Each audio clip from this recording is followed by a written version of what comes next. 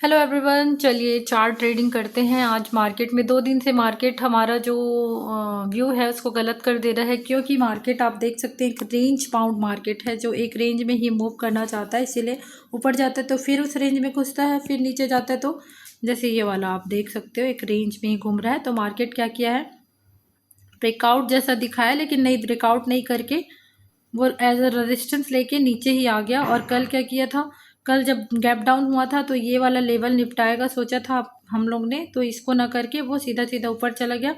तो सिमिलरली जैसे ऊपर बनाया है वैसे ही कॉन्सेप्ट में आज सेम कॉन्सेप्ट लगाना है, आज के मार्केट में लगाना था नीचे के लिए। तो चलिए समझते हैं चार्ट को। इसको 1 मिनट में करती हूँ, कैसे कैसे आप ट्रेड कर सकते थे। देखिए मेरा जो, मैं आज लाइव में भी आई थी तो लाइव में क्या था कि लाइव में आते ही लाइट चली गई थी मेरे लाइव में, मतलब जब मैं लाइव में आई थी तो उसी समय एसएल हंटिंग बन गया था, जिसमें से आप ले सकते थे अगर आप समझते हैं तो। उसमें क्या किया था, जो निफ्टी है ना वो अपना 15 मिनट के चार्ट से ये जो ऊपर में जो सेलिंग है वहाँ से रेजिस्टेंस लिया था।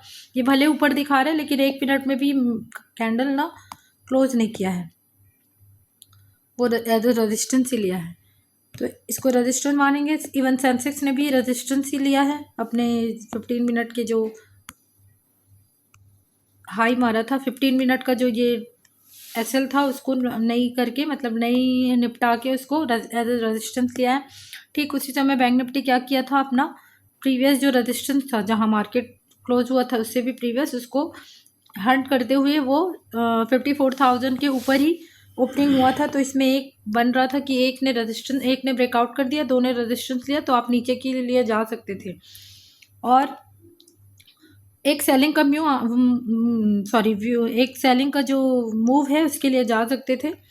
और लेकिन थोड़ा सा कंफ्यूजिंग भी था मार्केट में, क्योंकि रेंज बाउंड तो है मार्केट, लेकिन मे भी आज ब्रेकआउट कर दे करके थोड़ा सा शुरू में हमारा बाइंग का व्यू बना था, बट अपना एसएल हंटिंग बाइंग के लिए नहीं था। आज व्यू क्यों बना था, क्योंकि कभी कभी क्या करता है, खास करके एक्सपायरी के दिन जो रेजिस्टेंस पॉइंट होता है वहीं से रेजिस्टेंस दिखा रहा हूँ करके मार्केट, और इवन बहुत देर तक साइडवेज भी हो गया था। तो इसमें बायर और सेलर दोनों आए होंगे। क्यों बायर सेलर दोनों आए होंगे, ऊपर से रेजिस्टेंस ले रहा है मार्केट, ठीक है, रेजिस्टेंस लेके एक सेलिंग मूव करके साइडवेज हो गया। नीचे से ये बायर स्ट्रॉन्ग थे जो गैप अप किया है, तो ये गैप अप को देख के बायर भी आए होंगे, यहाँ सेलर भी आए होंगे। तो मार्केट तो एक रेंज बाउंड मार्केट है और मार्केट अपना ऊपर नहीं हाई मार के उसी रेंज में फंसना चाहता था, तो आज उसी तरह से काम किया है।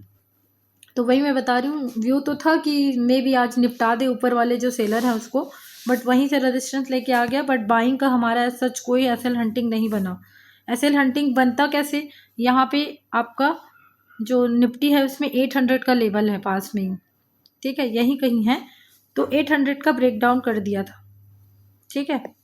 अगर बाइंग एसएल हंटिंग के लिए जाते तो इवन सेंसेक्स ने भी 500 का 75,500 का ब्रेक डाउन कर दिया था, और जो बैंक निफ्टी है वो इसका ब्रेक डाउन कर चुका था 54,000 का।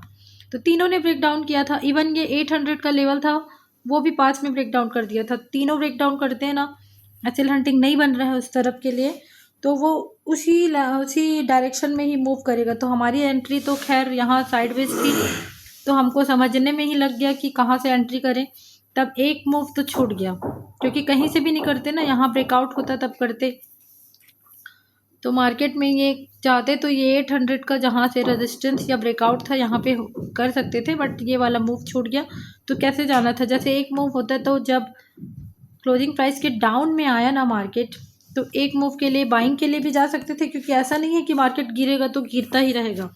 बीच में आप एक छोटे से मूव के लिए 100 पॉइंट प्रीमियम में अपोजिट साइड के लिए जा सकते थे। तो कैसे लेवल पे जाना है, जैसे ही सेंसेक्स ने अपना क्लोजिंग प्राइस का ब्रेक डाउन किया, ठीक है, और ये यहीं पे ही ना 200 का भी लेवल है, 75,200 का, तो इसका एग्जैक्ट सपोर्ट लिया है। वहीं बैंक निफ्टी जब क्लोजिंग प्राइस का ब्रेक डाउन किया लेकिन 500 का, यहीं पे 500 है, उसका ब्रेक डाउन कर दिया। और निफ्टी भी अपना क्लोजिंग प्राइस का वो ले लिया, ब्रेक डाउन कर दिया। तो दो ने ब्रेक डाउन कर दिया, एक ने सपोर्ट लिया इस वाले जो एसएल हंटिंग है जिसमें बीच में, क्योंकि एक मूव आने के बाद जो सेलर है ना उसको निकालने के लिए एक मूव तो अपोजिट डायरेक्शन का आप ले सकते थे, उसी एसएल हंटिंग के बेस पे कहाँ लेना नहीं, कहीं भी नहीं घुसना है, उसी एसएल हंटिंग के बेस में। तो यहाँ हमने एक ट्रेड किया था, इसमें 100 पॉइंट प्रीमियम में बैंक निफ्टी में दिया। फिर उसके बाद मैं तो बोली हूँ कि एसएल हंटिंग फेल हो जाए तो उसी डायरेक्शन में लेना है। तो आप यहाँ पे जब सेल ऑन रिट्रेसमेंट करने को मैंने लाइव में ही बोला था, क्योंकि आज मार्केट सेलिंग में ही रहेगा।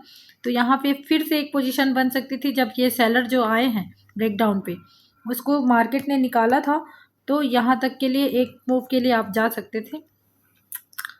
तो इस तरह से आज चार्ट वर्क किया है। शुरू में तो एकदम फर्स्ट जो मूव है वो तो एकदम कोई पकड़ता नहीं, थोड़ा देखना पड़ता है।